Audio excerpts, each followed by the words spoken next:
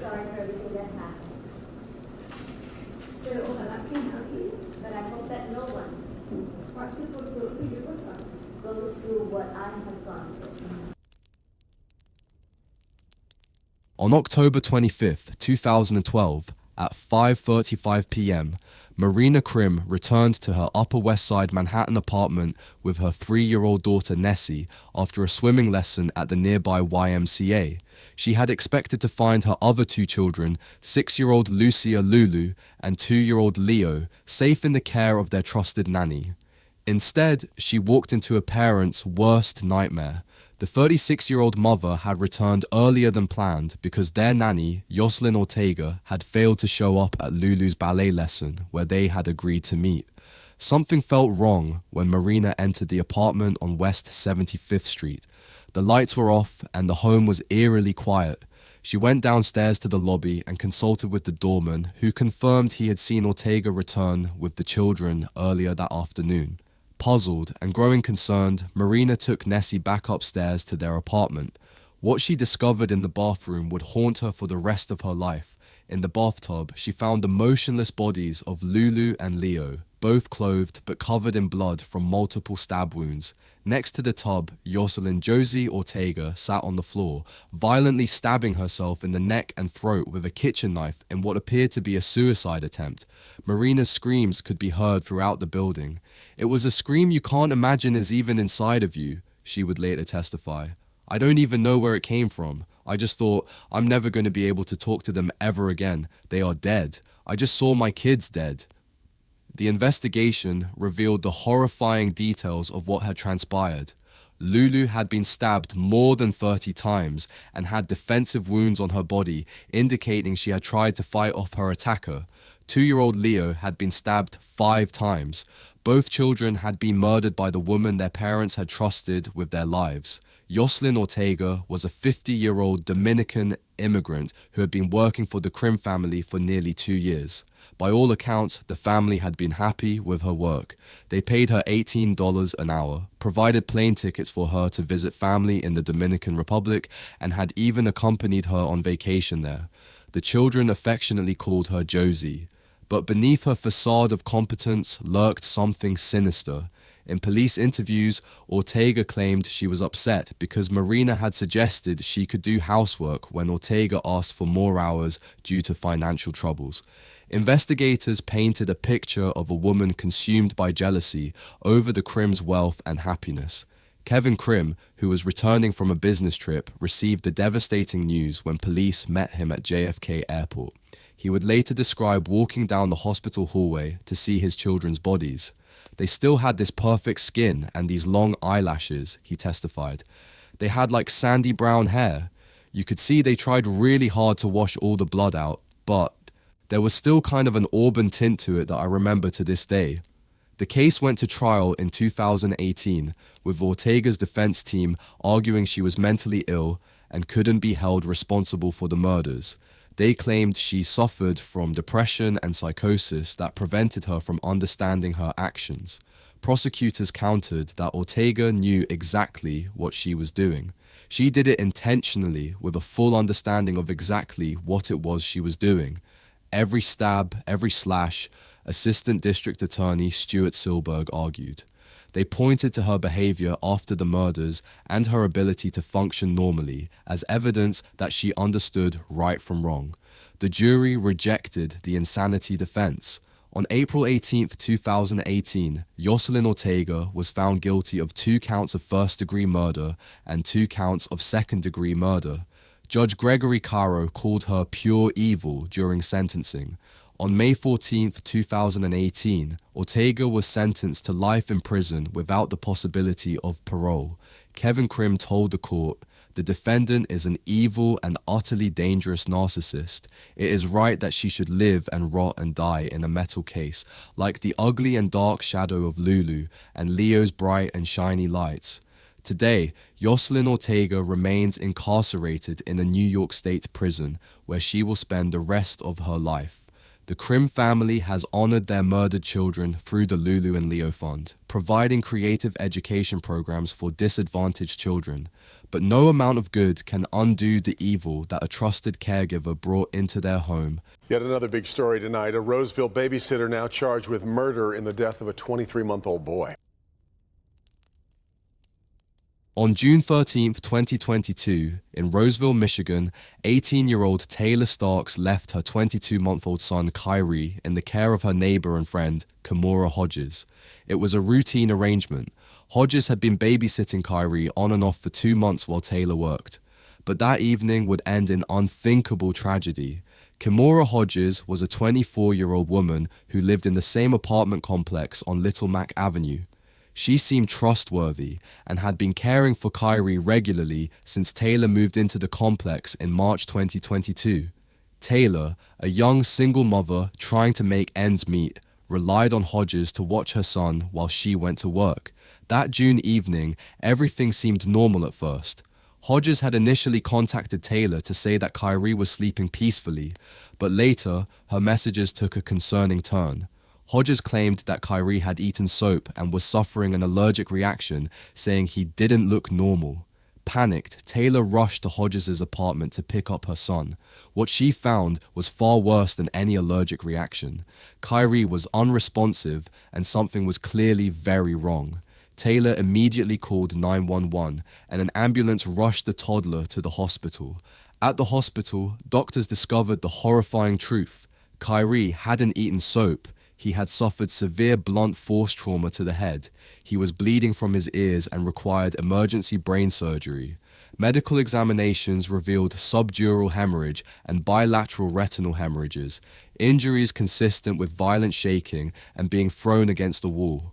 All I know is she threw my son into the wall and shook him up pretty bad, and they said that's just a bit of what she did to him, Taylor would later tell reporters, her voice breaking with grief and anger. Kyrie fought for his life for nearly a week, lying in the hospital with massive brain injuries, but the damage was too severe. On June 15, 2022, the 22-month-old boy died from his injuries, leaving behind a devastated mother and a community shocked by the brutality of his death. Police arrested Kimora Hodges, and during questioning, she admitted to physically abusing the child. According to investigators, Hodges confessed to throwing Kyrie against the wall during what she claimed was a moment of frustration. "Maybe I hit him too hard, but I didn't take my anger out on him," she would later say, a statement that showed a stunning lack of understanding about the severity of her actions. The case was delayed for years due to legal appeals. Hodges argued that officers had continued questioning her after she requested an attorney. The Michigan Court of Appeals eventually ruled that one of her statements could be suppressed while another could be admitted as evidence. When the case finally went to trial in July 2025, prosecutors painted a picture of a woman who had violently assaulted a defenseless toddler in her care. They detailed the extensive injuries Kyrie had suffered and the lies Hodges had told to cover up her crime. The defense struggled to explain away the evidence. How do you defend throwing a 22-month-old child against a wall? How do you justify the violent shaking that caused such devastating brain injuries? The jury deliberated for just 2 hours before reaching their verdict. On July 31, 2025, Kimora Hodges was found guilty of felony murder and first-degree child abuse. The conviction carried an automatic sentence of life without parole for the murder charge. On November 4, 2025, Macomb County Circuit Judge Diane Drzezinski handed down the sentence, life in prison without the possibility of parole for the murder conviction, plus an additional 15 to 40 years for the child abuse charge. The sentence handed down today reflects the severity of the crime committed, Macomb County Prosecutor Peter J. Lucido said in a statement. The defendant's actions resulted in the tragic death of an innocent child, and the court has imposed a life sentence without the possibility of parole to hold her fully accountable. At sentencing, Taylor Starks faced the woman who had destroyed her family.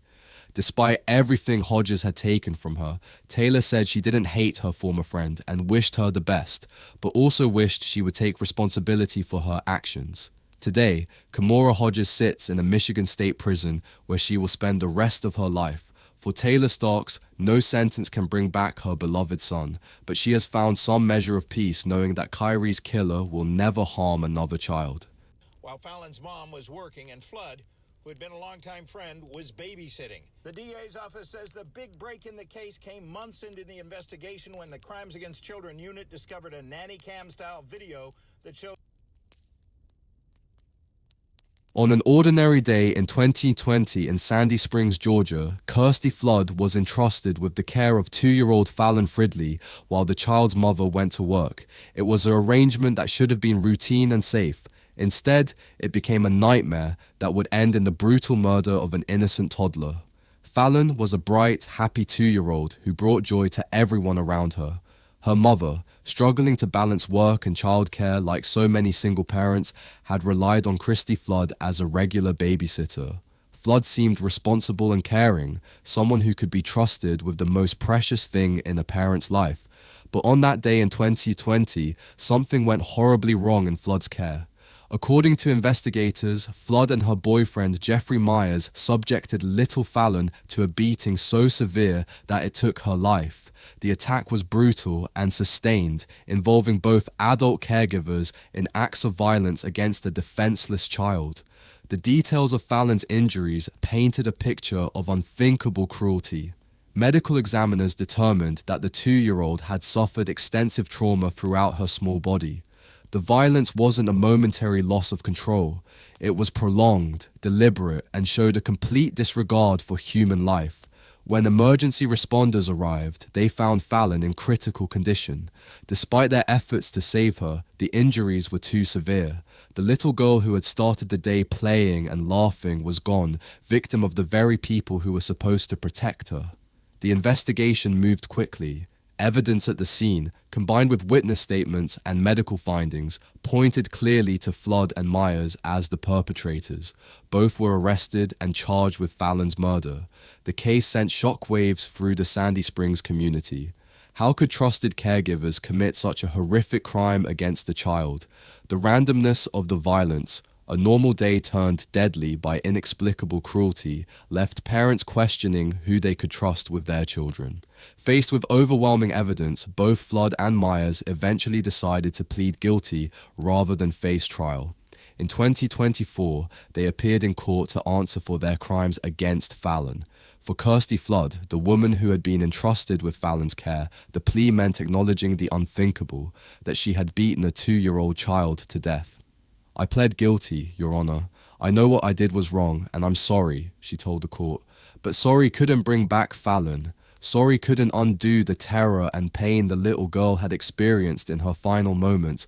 Sorry couldn't heal the shattered heart of a mother who had lost her baby to senseless violence.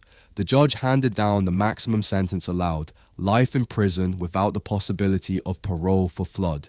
Jeffrey Myers received a sentence of 15 years after pleading guilty to second-degree murder, ensuring that both killers would face justice for their roles in Fallon's death. Fallon's mother, devastated by the loss of her daughter, found some measure of justice in knowing that the people responsible would never walk free again.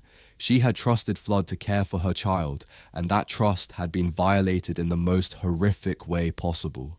The case highlighted the vulnerability of children in the care of others and the importance of thorough background checks and references for anyone entrusted with childcare. It also served as a reminder that evil can hide behind a facade of normalcy and trust. Today, Kirsty Flood remains incarcerated in a Georgia state prison where she will spend the rest of her life paying for her crimes. Her name has become synonymous with the ultimate betrayal of a caregiver's duty, a warning to parents about the predators who might be hiding in plain sight. For the community of Sandy Springs and beyond, Fallon's story serves as a tragic reminder of the importance of protecting our most vulnerable members. A 2-year-old's life was cut short by those who should have cherished and protected her, leaving behind only grief and the promise that justice has been served. More bottle of melatonin isn't going to hurt the baby. Maybe it's just because I was just too aggressive. In May 2024, in Gwinnett County, Georgia, 27-year-old Malik Kyrie Kennedy was entrusted with the care of his girlfriend's 2-year-old daughter, Trinity Kyles. They were staying in a hotel room, what should have been a temporary arrangement for a small family. Instead, it became the scene of a horrific crime that would shock the community and end an innocent life. Trinity was a vibrant 2-year-old with her whole life ahead of her. She was too young to understand the danger she faced from the man who was supposed to protect her, too small to defend herself against the violence that was about to unfold. Kennedy was not Trinity's biological father, but he was in a relationship with her mother and had taken on a caretaking role. The family had been going through difficult times, living temporarily in a hotel room while trying to get back on their feet. For many families, such circumstances bring out the best in people: patience, compassion, and extra care for vulnerable children. But for Kennedy, the stress would trigger something far darker. On that fateful day in 2021, something set Kennedy off. Perhaps Trinity cried too much, or didn't obey quickly enough, or simply acted like the 2-year-old child she was. Whatever the trigger, Kennedy's response was unthinkably violent. According to prosecutors, Kennedy severely beat Trinity in that hotel room. The attack was brutal and sustained, involving multiple injuries across the toddler's small body. The force of the violence was overwhelming for a child so young and defenseless. Trinity fought for her life, but the injuries were too severe. The 2-year-old girl died from the trauma Kennedy had inflicted upon her, leaving behind a devastated mother and a community struggling to understand how anyone could hurt such an innocent child. When emergency responders arrived at the hotel, they found a scene of unimaginable tragedy. Trinity's small body bore the evidence of the violence she had endured. There was no question that this was not an accident. This was deliberate, brutal assault on a child. Kennedy was arrested and charged with malice murder and related counts. During questioning, he admitted to investigators that he had hurt Trinity, saying, "I didn't mean for this to happen. I lost control and I hurt her." But his admissions did little to explain the savagery of his actions or provide comfort to those who loved Trinity. The case moved through the Georgia court system, with prosecutors seeking the maximum penalty for Kennedy's crimes. They argued that the murder of a 2-year-old child represented one of the most heinous crimes imaginable, the deliberate killing of someone completely innocent and defenseless. The defense struggled to find mitigating factors in a case involving such clear-cut brutality. How do you defend the beating death of a toddler?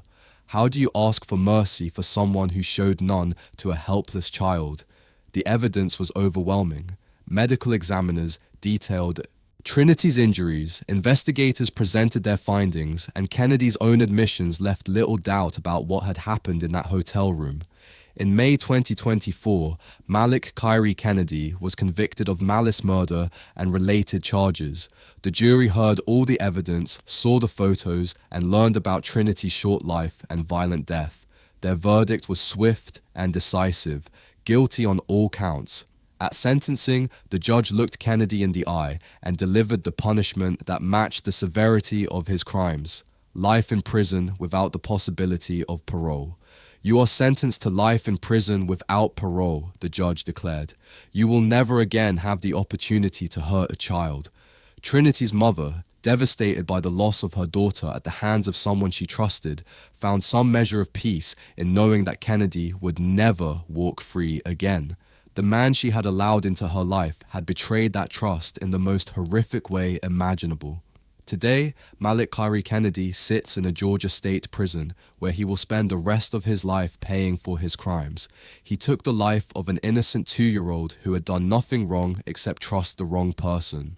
The case serves as a tragic reminder about the vulnerability of children and the importance of carefully vetting anyone given access to them. Trinity's life was cut short by someone who should have protected her, but her memory lives on in the pursuit of justice and the protection of other innocent children. In 2018, in Nashville, Tennessee, a young mother made the difficult but necessary decision to go to work, leaving her most precious possession, 3-year-old Leilani Rose Stevens, in the care of 26-year-old Christopher Joseph Riley. The mother needed to work to support her family, and Riley seemed like someone she could trust with her daughter's safety. That trust would prove to be tragically misplaced. Leilani Rose was a beautiful 3-year-old with bright eyes and an infectious smile. She was at that wonderful age where everything was an adventure, where simple things brought pure joy, and where she trusted the adults in her life to keep her safe. She had no way of knowing that the person watching her that day harbored something evil. Christopher Joseph Riley was 26 years old and had positioned himself as someone reliable, someone who could be trusted to babysit while parents worked. To the outside world, he appeared normal, even helpful, but beneath that facade lurked a capacity for violence that would shock investigators and devastate a family. On that day in 2018, something triggered Riley's rage. Perhaps Leilani was too loud, too active, too much like the energetic 3-year-old she was. Perhaps she didn't listen quickly enough to his commands, or maybe she just happened to be there when his dark impulses took control.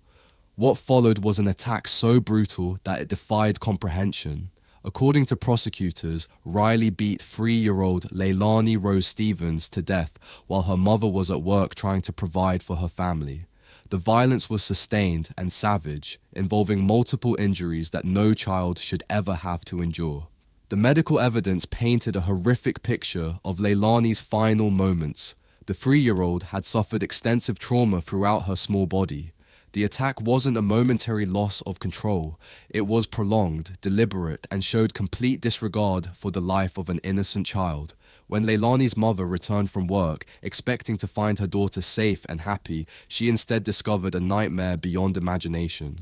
Her little girl was gone, killed by the very person who had been trusted to protect her. Emergency responders arrived to find Leilani in critical condition, but it was too late. The injuries Riley had inflicted were too severe, too extensive. The bright, happy 3-year-old who had started the day with her whole life ahead of her was dead. The investigation moved quickly. Evidence at the scene, combined with witness statements and medical findings, pointed directly to Riley. He was the only adult present when the attack occurred, and the injuries were clearly the result of deliberate violence. When confronted by investigators, Riley eventually admitted to his crimes. "I snapped. I just snapped. I didn't mean to hurt her this bad," he told police. But his admissions provided no comfort to a grieving mother and did nothing to bring back the child he had murdered. The case went to Sauteur's trial, where prosecutors laid out the evidence of Riley's brutal assault on Leilani. They detailed her injuries, presented timeline evidence, and showed the jury photos that illustrated the savage nature of the attack. The defense attempted to argue for reduced charges or mitigating circumstances, but how do you mitigate the beating death of a 3-year-old? How do you ask for mercy for someone who showed none to a helpless child? The jury heard all the evidence and reached their verdict: guilty of felony murder and multiple counts of child abuse. The conviction carried serious penalties that reflected the heinous nature of Riley's crimes. At sentencing, the judge looked Riley in the eye and delivered a punishment that ensured he would never have the opportunity to harm another child. Christopher Joseph. Riley was sentenced to life imprisonment plus 48 years, a sentence that guaranteed he would spend the rest of his life behind bars. "You took away this precious little girl's life," the judge said during sentencing. "You are sentenced to life in prison plus 48 years. Today, Christopher Joseph Riley remains incarcerated in a Tennessee state prison, where he will spend the rest of his natural life paying for his crimes. He destroyed a family, ended an innocent life, and shattered the trust that parents must place in caregivers." Leilani Rose Stevens' mother continues to grieve the loss of her daughter, but she has found some measure of peace knowing that Riley will never walk free again. The woman who had to work to support her family had trusted the wrong person with her most precious gift, and that betrayal cost Leilani her life. The case serves as a heartbreaking reminder of the vulnerability of children and the importance of thoroughly screening anyone entrusted with their care. A 3-year-old's laughter was silenced forever by someone who should have protected her innocence. In December 2024, in Alcorn County, Mississippi, Macaulay Elizabeth Durham stood before a judge to answer for crimes so heinous they shocked even experienced law enforcement officers. The 23-year-old babysitter had been entrusted with the care of 2 young children in 2022.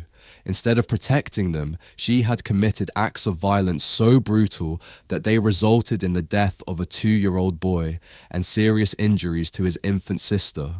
The victims were defenseless children, too young to understand what was happening to them, and completely unable to protect themselves from the person who was supposed to keep them safe. The 2-year-old boy was just beginning to explore the world around him, learning to talk and play. His infant sister was even more vulnerable, completely dependent on the adults in her life for survival. Durham had been hired as a babysitter, a job that requires the highest levels of trust and responsibility. Parents who hire babysitters are placing their most precious possessions into someone else's hands, trusting that person to provide the same love and protection they would give their own children. But on that day in 2022, Durham failed in the most catastrophic way possible.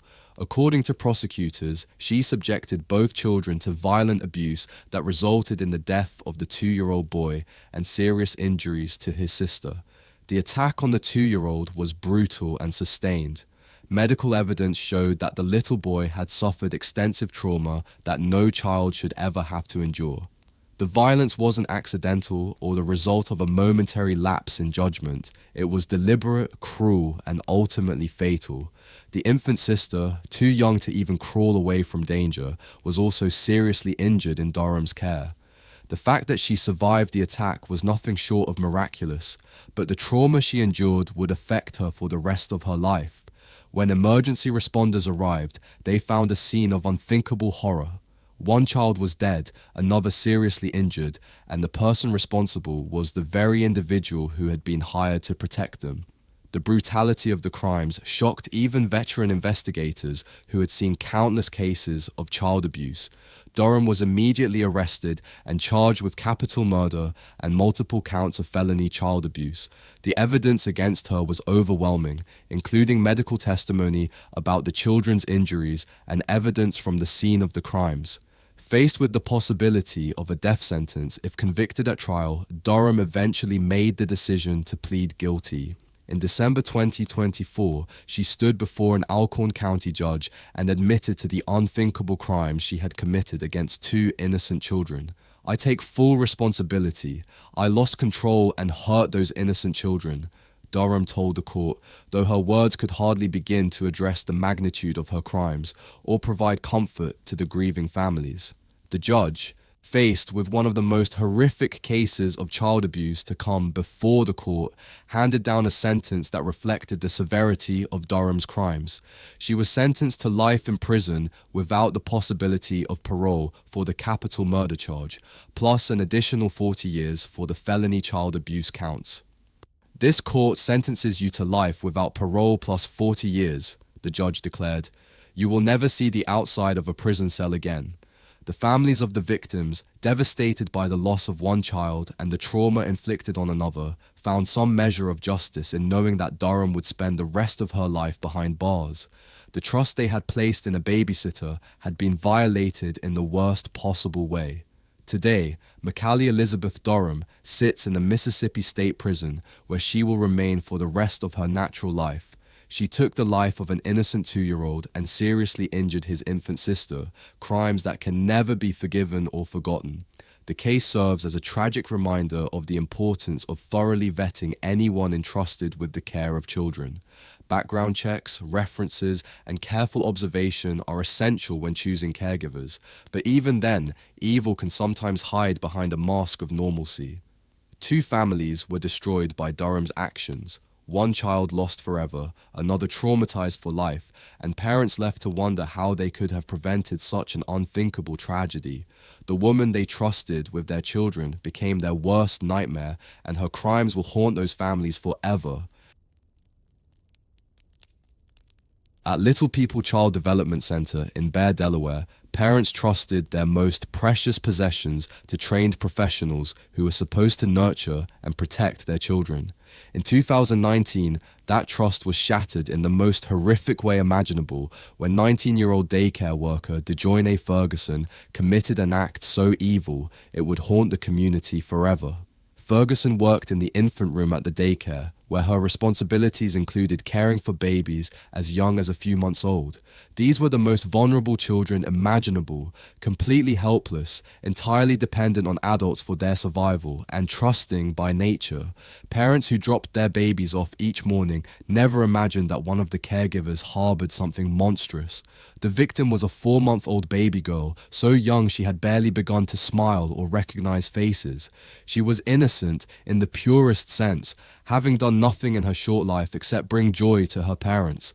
She had no way of protecting herself from the evil that lurked in the very place where she was supposed to be safe. On that day in 2019, while other workers and children went about their normal routines, Ferguson made a decision that would destroy multiple lives forever. According to prosecutors, she deliberately suffocated the 4-month-old baby in her care. The attack was captured on the daycare's surveillance system, providing undeniable evidence of Ferguson's crimes. The footage showed Ferguson approaching the infant's crib and committing an act so heinous that investigators struggled to watch the recording. But that wasn't the end of Ferguson's reign of terror. Further investigation of the surveillance footage revealed that she had repeatedly abused several other infants in her care. The video evidence showed a pattern of deliberate cruelty toward the most defenseless victims imaginable. The discovery sent shockwaves through the daycare and the broader community. How could someone entrusted with caring for babies instead choose to hurt them? How could evil hide so effectively behind the facade of a professional caregiver? The 4-month-old victim was rushed to the hospital, but it was too late. The suffocation had caused irreversible damage, and despite the efforts of medical professionals, the baby died from her injuries. Ferguson was immediately arrested and charged with first-degree murder by abuse or neglect, along with multiple counts of child abuse for her attacks on other infants. The evidence against her was overwhelming, particularly the surveillance footage that captured her crimes in horrifying detail. When confronted by investigators, Ferguson eventually confessed to her crimes. "I did it. I suffocated her. I don't know why I did it," she admitted, though her inability to explain her actions provided no comfort to the grieving family. The case went through the Delaware court system, where prosecutors sought the maximum penalty for Ferguson's crimes. They argued that the deliberate murder of a 4-month-old baby, combined with the abuse of multiple other infants, represented some of the most heinous crimes imaginable. Faced with overwhelming evidence, including her own confession and the surveillance footage, Ferguson eventually made the decision to plead guilty to first-degree murder and the child abuse charges. The plea spared the families from having to endure a trial, but it couldn't undo the damage she had caused. In 2021, DeJoyne Ferguson appeared before a Delaware judge for sentencing. The courtroom was filled with family members, community representatives, and others who had been affected by her crimes. The judge, faced with one of the most disturbing cases to come before the court, handed down a sentence that reflected the gravity of Ferguson's actions: life imprisonment for the murder charge, with additional time for the child abuse convictions. "You are hereby sentenced to life imprisonment. You will never harm another child again," the judge declared. Ferguson appealed her conviction, but in 2022, the Delaware Supreme Court upheld her life sentence, ensuring that she would spend the rest of her days behind bars. Today, DeJoyne Ferguson remains incarcerated in a Delaware state prison, where she will live out the remainder of her life. The baby she murdered will never take her first steps, say her first words, or experience any of the joys of childhood. The case led to increased scrutiny of daycare operations and background check procedures for childcare workers. It also served as a reminder that parents must remain vigilant about the people they entrust with their children's care, no matter how professional or trustworthy they may seem. For the family of the 4-month-old victim, no sentence could bring back their beloved daughter, but they found some measure of justice, knowing that Ferguson would never again have the opportunity to harm an innocent child. A life full of promise was cut short by someone who should have protected it, and that betrayal will never be forgotten. At Rocketeers Learning Center in Baltimore, Maryland, parents trusted trained professionals to care for their most precious gifts. The daycare was equipped with state-of-the-art surveillance systems designed to monitor the children and ensure their safety. In 2017, those cameras would capture one of the most disturbing crimes ever recorded in a childcare facility. Leah Walden was a 23-year-old daycare worker who had been entrusted with the care of infants and toddlers. She worked in the baby room, where her responsibilities included feeding, changing, and comforting the youngest children. Parents who dropped their babies off each morning believed they were leaving them in competent, caring hands.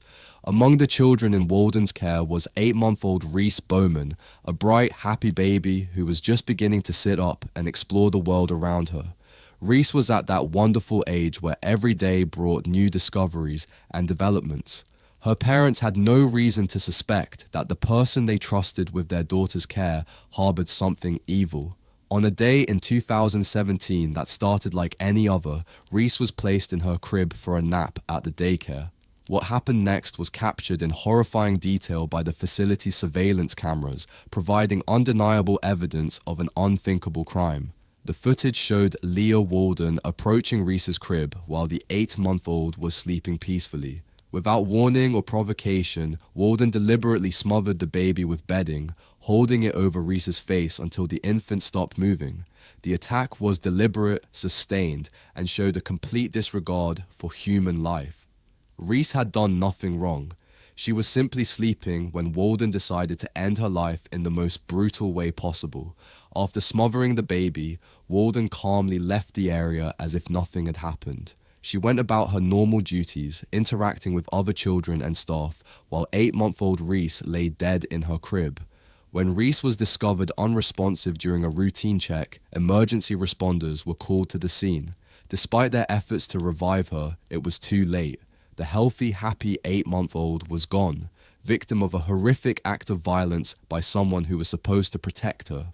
Initially, Reese's death might have been attributed to sudden infant death syndrome or some other natural cause, but the daycare surveillance system had recorded everything, and when investigators reviewed the footage, they discovered the shocking truth. The video evidence was clear and undeniable. There was no question about what had happened or who was responsible. Leah Walden had deliberately murdered 8-month-old Reese Bowman while the baby slept in her crib.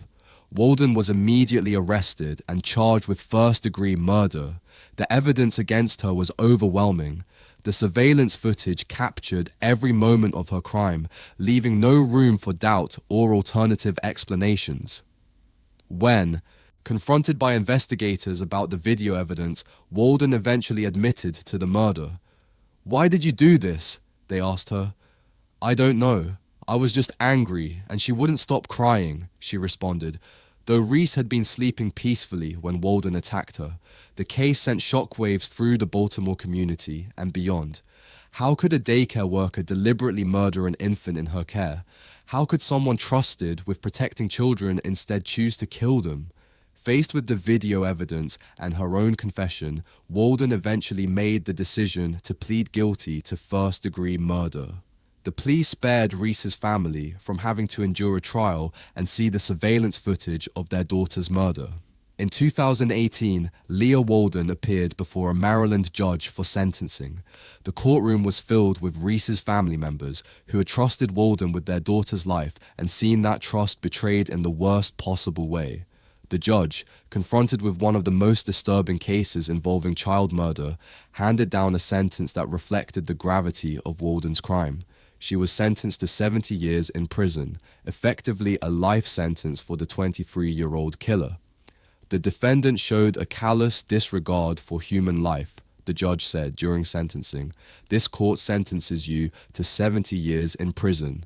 Today, Leah Walden remains incarcerated in a Maryland state prison where she will spend the rest of her life paying for her crimes. She took the life of an innocent 8-month-old who had done nothing wrong except sleep peacefully in her crib. The case led to increased scrutiny of daycare facilities and their surveillance systems.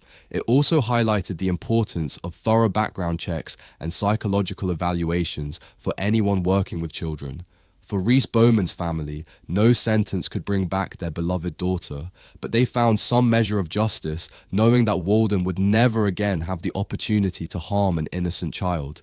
The surveillance footage that captured Reese's murder also ensured that justice was served, turning the technology meant to protect children into the evidence needed to convict their killer.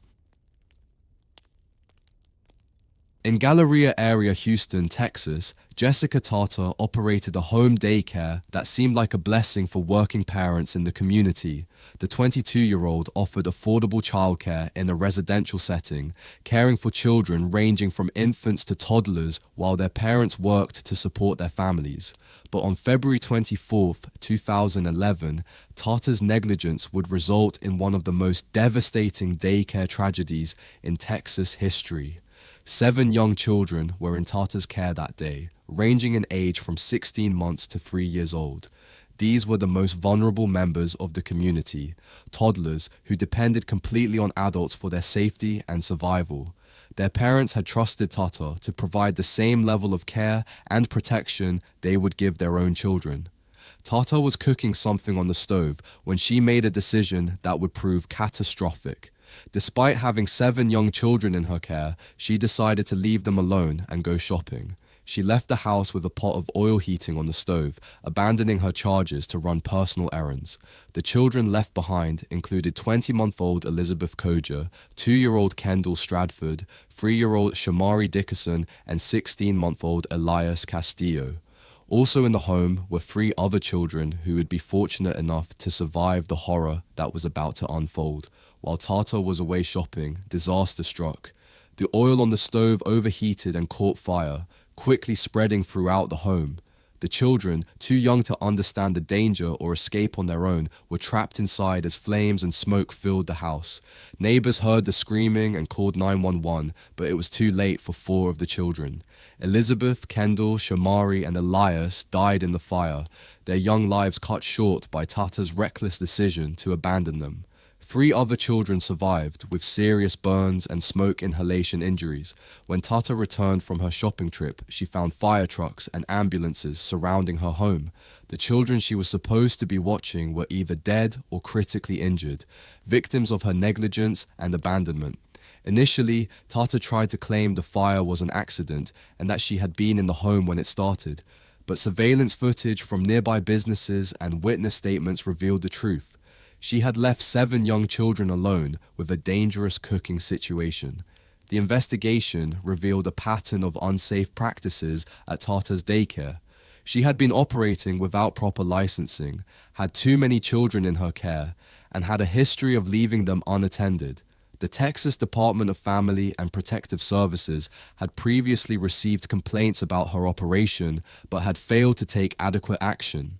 Tarter was charged with felony murder in the death of Elias Castillo, reckless injury to a child, and other related charges. Prosecutors argued that her decision to leave the children alone with a cooking stove showed a reckless disregard for their safety that directly led to their deaths. When questioned by investigators, Tarter admitted to leaving the children alone. "I left them alone for a few minutes. I just needed to go to the store," she said, as if a quick trip could justify abandoning 7 toddlers with a dangerous cooking situation. The defense attempted to argue that the fire was a tragic accident and that Tarter never intended for anyone to be hurt, but prosecutors countered that leaving young children alone with an active stove showed such reckless disregard for their safety that it constituted murder. In 2012, after a highly publicized trial, Jessica Tarter was convicted of felony murder in the death of Elias Castillo. The jury also found her guilty of reckless injury to a child for the 3 survivors. At sentencing, the judge handed down a severe punishment that reflected the gravity of Tarter's crimes. She was sentenced to 80 years in prison plus a $10,000 fine, effectively a life sentence for the 22-year-old. "You were responsible for these children's safety and you abandoned them," the judge said during sentencing. 4 children died because of your actions. The families of the victims were devastated by their losses, but found some measure of justice in Tarter's conviction and lengthy sentence. Parents who had trusted her with their most precious gifts had seen that trust betrayed in the most tragic way possible. Today, Jessica Tata remains incarcerated in a Texas state prison where she will spend the rest of her life paying for her crimes. She will be eligible for parole only after serving at least 40 years, making her likely to die behind bars. The case led to significant changes in Texas daycare regulations and oversight procedures. It also served as a tragic reminder of the importance of proper licensing, training, and supervision for anyone caring for children. For the families of Elizabeth, Kendall, Shamari, and Elias, no sentence could bring back their beloved children, but they found some measure of peace knowing that Tata would never again have the opportunity to abandon vulnerable children in her care. 4 bright lights were extinguished because of one person's selfish decision to put her own convenience ahead of child safety. In Indiana in 2009, 18-year-old Angelica Castillo was entrusted with the care of her 2-year-old cousin, Jada Justice. The arrangement seemed natural, a family member watching a relative's child while the parents worked, but what should have been a safe, loving environment became the scene of an unthinkable tragedy that would shock the community and destroy multiple lives. Jada Justice was a bright, beautiful 2-year-old who brought joy to everyone around her. She was at that wonderful age where everything was an adventure, where simple things sparked wonder and delight. Her trusting nature and innocent smile made her beloved by family and friends alike. Angelica Castillo was young, but seemed responsible enough to care for her cousin. As a family member, she was considered trustworthy, someone who would naturally want to protect and nurture Jada. Her parents had no reason to suspect that leaving Jada in her cousin's care would lead to tragedy, but Castillo harbored a dangerous secret that made her completely unfit to care for a child. She was addicted to heroin and had been using the drug regularly with her boyfriend. On the day she was supposed to be watching Jada, both Castillo and her boyfriend were high on heroin, their judgment impaired and their inhibitions lowered. What happened next remains horrific in its brutality. According to prosecutors, while under the influence of heroin, Castillo beat 2-year-old Jada Justice to death. The attack was savage and sustained, involving multiple injuries that no child should ever have to endure. The violence wasn't the result of discipline gone wrong or a momentary loss of temper. This was a drug-fueled assault on a defenseless child who had done nothing wrong except trust the wrong person. Jada's small body bore evidence of the beating that ended her young life. After killing Jada, Castillo faced the horrifying reality of what she had done. Instead of calling for help or confessing to the crime, she made a calculated decision to try to hide the evidence. She and her boyfriend placed Jada's body in a container and filled it with cement, attempting to dispose of the evidence of their heinous crime. The concrete-filled container was hidden, turning Jada's final resting place into a makeshift tomb. For days, while Jada's parents searched frantically for their missing daughter, Castillo maintained the lie that she didn't know what had happened to the 2-year-old. When investigators finally uncovered the truth, they were shocked by the brutality of Jada's murder and the callousness of the cover-up. The cement-filled container became a symbol of just how far Castillo was willing to go to hide her crimes. Castillo was arrested and charged with murder, along with additional charges related to the disposal of Jada's body. The evidence against her was overwhelming, including physical evidence from the scene and witness statements about her drug use on the day of the murder. During questioning, Castillo eventually admitted to her crimes. "I was high on heroin. I don't remember exactly what happened, but I know I hurt her," she told investigators. Her drug-impaired state might have explained her actions, but it certainly didn't excuse the murder of an innocent child. The case went to trial, where prosecutors argued that Castillo's decision to use drugs while caring for a child showed a reckless disregard for Jada's safety that led directly to her death. They painted a picture of a young woman who chose drugs over her responsibility to protect her cousin. The defense attempted to argue that Castillo's drug addiction was a disease that impaired her judgment, but the brutality of the crime and the calculated cover-up made it clear that she knew right from wrong. The cement-filled container alone showed a level of premeditation that contradicted claims of impaired judgment. The jury heard all the evidence, including testimony about Jada's injuries and the circumstances of her death. They also learned about the lengthy search for the missing child while her body lay hidden in concrete. In 2010, Angelica Castillo was convicted of murder and initially sentenced to life in prison without the possibility of parole. However, the Indiana Supreme Court later reduced her sentence to 65 years on appeal in 2012. The judge's sentence reflected both the heinous nature of the crime and the betrayal of family trust involved. "You took the life of an innocent child and then tried to hide your crime," the judge said during the initial sentencing. Though the sentence was later reduced on appeal, the conviction ensured Castillo would spend decades behind bars. Today, Angelica Castillo remains incarcerated in an Indiana state prison where she will serve her 65-year sentence for her crimes. She destroyed her own family along with Jada's, turning what should have been a safe family arrangement into a nightmare.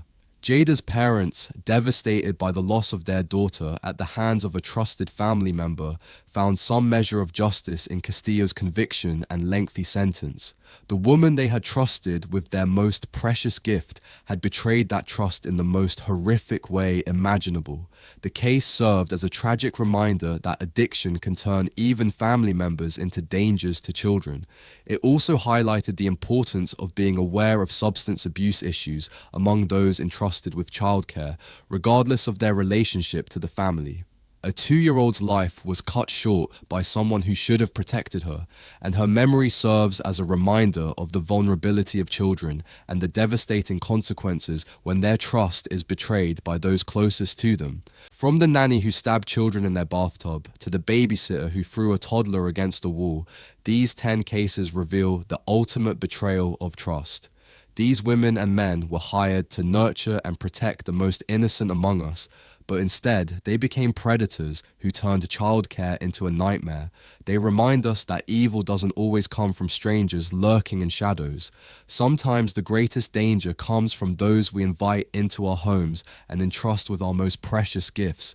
These monsters wore the masks of caregivers, but their crimes expose the darkness that can hide behind even the most trusted facades. Which case disturbed you the most? Share your thoughts in the comments below, and don't forget to subscribe for more deep dives into the most shocking crimes that shattered families and changed communities forever.